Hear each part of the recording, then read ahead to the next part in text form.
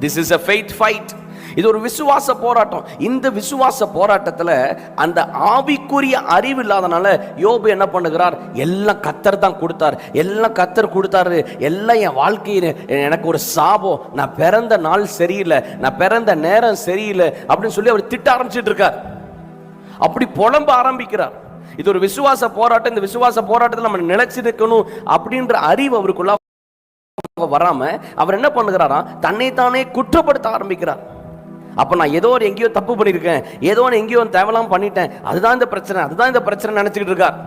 இன்னைக்கு இங்க வந்திருக்கிற ஒவ்வொரு தேவ பிள்ளைகளும், ஆன்லைன்ல இணைந்து கொண்டிருக்க ஒவ்வொரு தேவ பிள்ளைகளும் நான் சொல்றேன், இன்னைக்கு உங்க வாழ்க்கையில் ஒரு பிரச்சனை போராட்டம் வருதுன்னா அதுக்கு காரணம் நீங்க ஏதோ ஒரு தப்பு பண்ணதாக மாத்திரம் இல்ல, உங்க வாழ்க்கையில் ஒரு விசுவாச போராட்டம் உண்டாகி கொண்டிருக்கிறது. என்ன கர்த்தர் எதிர்பார்க்கிறார்னா, என்ன கொடுத்தாலும் இல்ல என்ன எடுத்தாலும் என் பிள்ளை என் மேல வச்சிருக்கிற அன்பை, என் மேல வச்சிருக்கிற இருதயத்தை ஒரு நாளும் மாற்றிக்கொள்ள மாட்டான்னு. God is testing your faith.